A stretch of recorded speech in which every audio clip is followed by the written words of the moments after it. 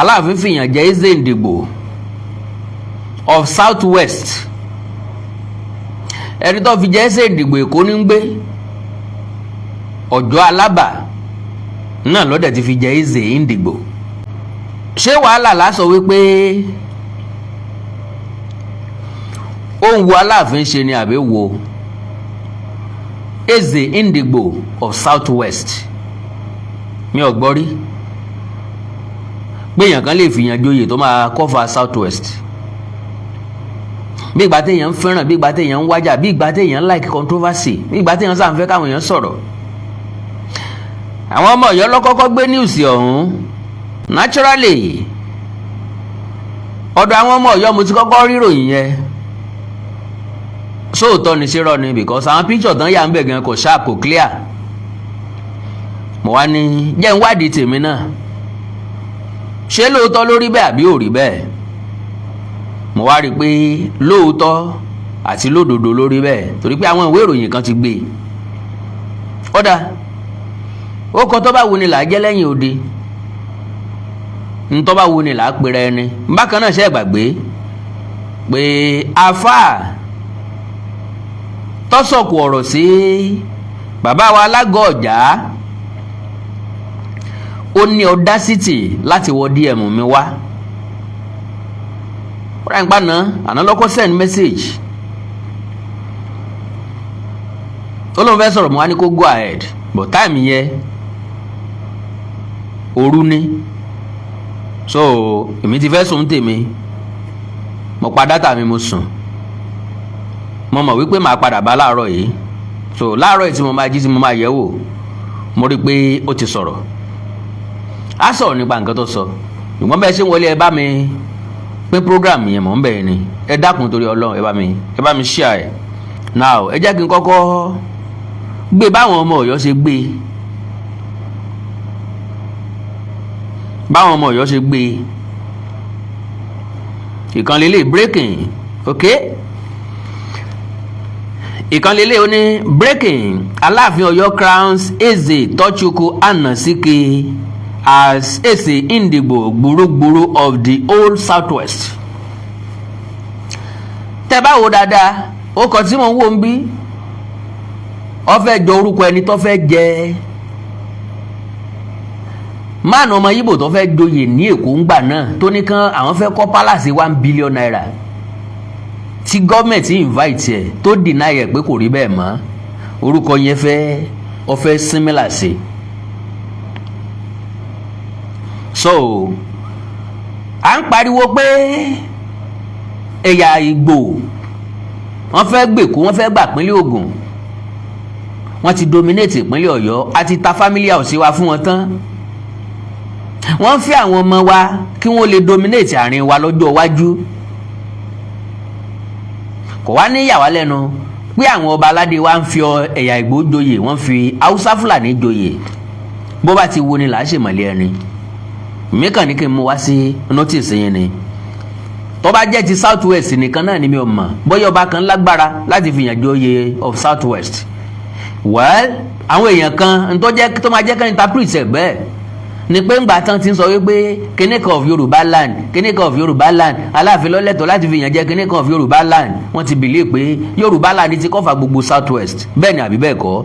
Welcome sir.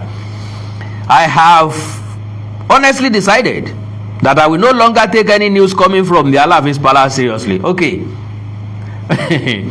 Ìkànnì àwọn ọmọ káàró òjìrè lélẹ́yìí. At this point, the palace appears to be more theatrical than royal, because Alaafin ti fẹ́ sọra rẹ̀ di comedian.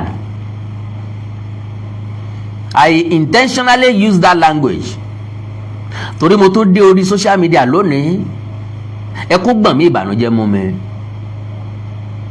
nígbà tí péèjì Ọ̀yọ́ diary legacy àbí Ọ̀yọ́ legacy diary tó bá ń sọ wípé, tó bá ń pòsì pé Ọọ̀ni ti fẹ̀ ó full, báwo ló ṣe máa rí lára tí náà? So now, but I must confess, this particular report truly made me laugh A king who currently cannot even crown kings within his own Ọ̀yọ́ kingdom. Àbí bẹ́ẹ̀ kọ́ ni? Aláàfin ò lè fi ọba jẹ nínú Ọ̀yọ́ ń bẹ̀. Ṣèyí Mákindé ló ẹ̀sẹ̀ wá fọba jẹ́ ń bẹ̀. Ńgbà táláàfin ọ̀mẹ̀tọ́ ẹ̀, Aláàfin wá ń fi Eze Ndigbo jẹ láti níyàyé Èkó. Tọ́ba Akíolú bá tún wá bínú, tó bá sọ̀rọ̀, táwọn ọmọ Èkó bá bínú tí wọ́n bẹ̀rẹ̀ sí ní sọ̀rọ̀, ẹ tún sọ wípé àwọn náà wọ́n tún dojú sọ Aláàfin Ọ̀yọ́.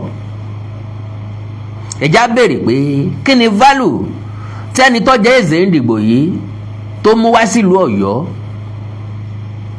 Kí ló ṣe fúnlẹ̀ Káàárọ̀ Oòjíire tó fi dìsáàfù oyè? Kí ni antecedent ẹ̀? Ọ̀dà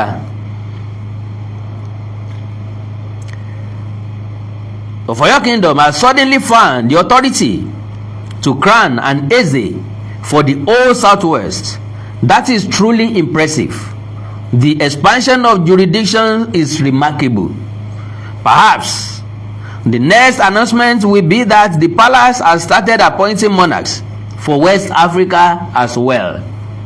At this rate, the palace should simply inform us whether we are watching royal administration or a stage play, so we know how seriously to take the announcement coming from there, because honestly this one deserves a standing ovation for pure comedy.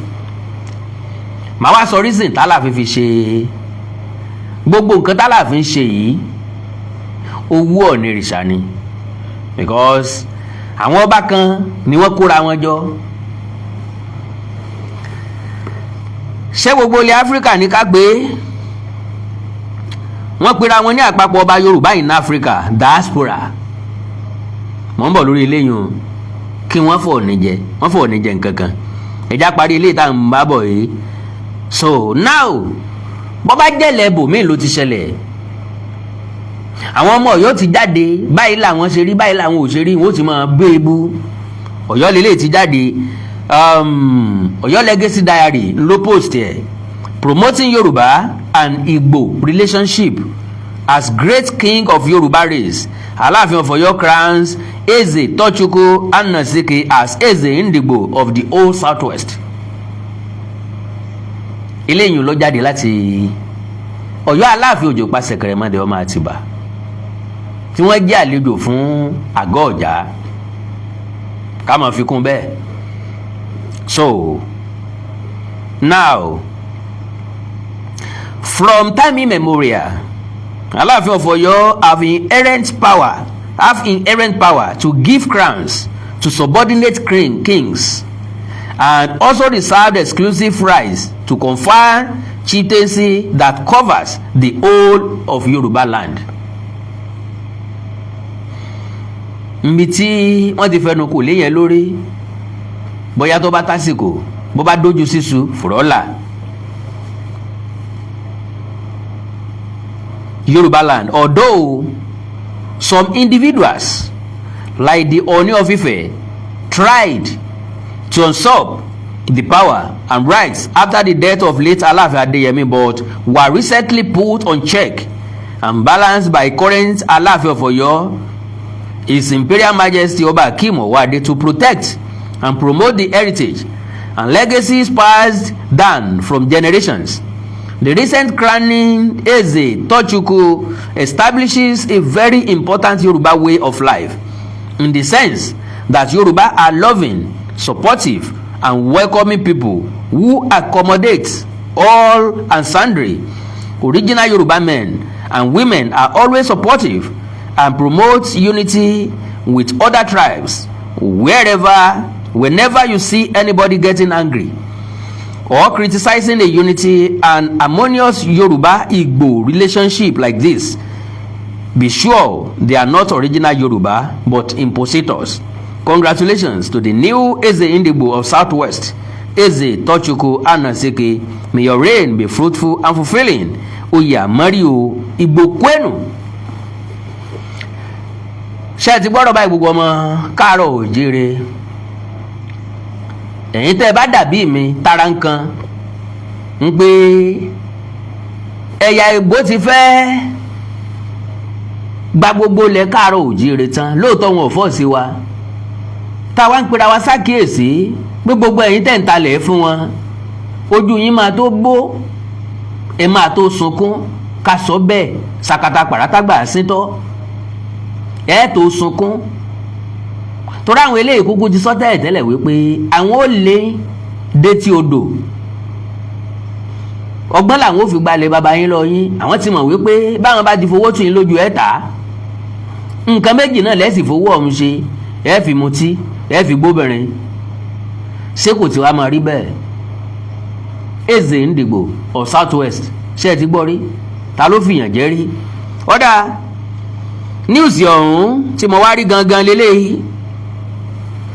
Alaafin of Oyo Crown State ṣe tọ́sùkú announce síkè as Eze Ndigbo gburugburu in South West. The Eze Ndigbo gburugburu in South West has finally emerged following the crowning and recognition of Eze Ndigbo of Ojo Central in Lagos. Ojo Central in Lagos. Eze Ndigbo tí wọ́n jẹ kì í ṣe láàrin ìgboro Ọ̀yọ́ ní gbé o, kò sí ní jàbàtà, kò sí lówó dé, kò ní business lọ́yọ̀ọ́ tó ń promote Ọ̀yọ́, kò ní business lọ́yọ̀ọ́ tó ń promote economy Ọ̀yọ́, kò ní business lọ́yọ̀ọ́ tó ọmọ Ọ̀yọ́ ń jàǹfààní ẹ̀. Ọjọ́ alábàlẹ̀ ni ẹlẹ́ni tí ń ṣe business. Maybe brother wa ní kúnkúṣì lọ́wọ́, bàbá àsọ́ẹ̀ làwọn náà nídìí nǹkan kan láti lòpọ̀ lórí ọba, láti lòpọ̀ ọlá lórí ọba, so wọ́n wá ṣe ní ẹni orí ọba lọ. Màbí bẹ́ẹ̀ nìkan bá ṣe bákan, bẹ́ẹ̀ nìkan bá gbọ́ tó èmi ló gbòsè kájọ mọ́ wọ́n wá jẹ pé sàjẹ́ ló láyé, ẹ jẹ́ kájọ mọ́ kọ́ o má yí pé sàjẹ́ ló láyé, ẹ jẹ́ kájọ mọ́ kọ́ o. Barrister nu by the conferment, Eze Anasike is now the leader of Indieze in the Southwest, and other Indieze are under him, and he will be superintending the affairs of Ndigbo in Southwest as the royal father. Ṣẹ̀rí pa Alaafin fìtàn balẹ̀, ṣẹ̀rí pa Ọ̀yọ́ fìtàn balẹ̀. Wọ́n ti jẹ ọba fún àwọn Eze Ndigbo ní gbogbo Southwest. Ó máa ní control over gbogbo Eze Ndigbo tó ti wà káàkiri, bóyá state kọ̀ọ̀kan ni, bóyá local government kọ̀ọ̀kan ni, òun ló kù tí ó máa pàṣẹ lórí wọn. So Eze Ndigbo wọn yìí tọ́jẹ́ yìí ó ní Ọọ̀ni ti àwọn Yíbò. Torógún ọdún ni ọgbọ̀n ọdún ni Ọọ̀ni tí Ilé Ifẹ̀ sí lórí gbogbo ọba aládé pátápátá nílẹ̀ káàárọ̀ òjìrè lónìí ní gbogbo Southwest ní gbogbo Africa. So èèyàn ìbàjẹ́ Eze Ndigbo of Abuja, kéèyàn jẹ́ Eze Ndigbo of Nigeria, the whole Nigeria, kéèyàn jẹ́ Eze Ndigbo of Africa. Ẹni tó fi wọ́n joyè àtẹ̀ntàn fi joyè abẹ́ Ọọ̀ni ni wọ́n sì wà.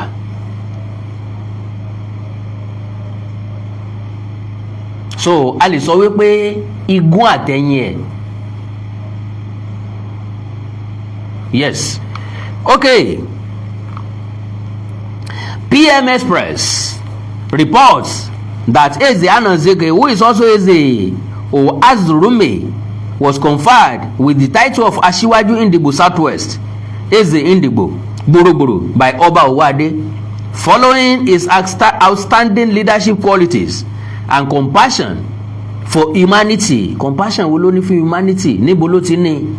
For humanity, the crowning and presentation of certificate was conducted at Oba Owade's palace and was attended by top Igbo stakeholders, including the BOT chairman of Indi Eze in diaspora, Eze Uche Dimba Okpotemba, who represented Indi Eze and Ichi Azelem Njoku for the entire Ndigbo in Southwest. Eze Anasike confirmed the development and accepted to lead Ndigbo in the Southwest. Ẹ̀yin like rí o, ntí kankan délẹ̀ tẹ́tí rẹ̀ rí báyìí o, mi ò like ẹ o, ẹ má kó ẹ̀rín bá mi nísìn o. Okay, to lead Ndigbo in the Southwest as Asiwaju Ndigbo in Yoruba land, he advised Ndigbo to eschew bitterness rancor and cooperate among themselves for them to have peace, so that the host communities will take them seriously and respect their opinions. He also explained that if there is peace and unity among Indigbo, the Lagos state government will recognize and listen to Indigbo, and Ndi-Eze will also be recognized by the government in Lagos state. Gómìnà Babájídé Sanwó-Olú wọ́n ti jẹ́ Eze Indigbo wá látọ̀yọ́, ẹ recognize ẹ fún láàfin befitting àfin, ẹ mú wọ sáwọn ọba Èkó tí ẹ máa ń ṣèpàdé ìgbìmọ̀ lọ́balọ́ba ń tiwọn tán bá ń ṣe ẹ mú náà wọbẹ̀, òun náà ti dọba nu. Aláàfin Ọ̀yọ́ olórí ọba agbègbè Ọ̀yọ́ ló fi jẹ́, wọ́n ṣe wá pé ní ti South West ńláwọ̀ wá mọ̀ bóyá wọ́n lágbára lórí Èkó náà. Kẹ́ bá wa béèrè lọ́wọ́ bàbá wa Akíolú olówó Èkó bí wọ́n ṣe fò gànná látọ̀yọ́ tí wọ́n fò Ìbàdàn tí wọ́n fò ìpínlẹ̀ Ògùn tí wọ́n wá fò lọ sí ìpínlẹ̀ Èkó tí wọ́n lọ fìyàn jẹ oyè of South West. God bless you Mr. Fẹ́mi Bánjọ mi ní wáyé tìṣà, God bless you sir. Tí wọ́n wá lọ fìyàn joyè ní yàyà Ọ̀jọ́ Alábà, ó kúkú dá.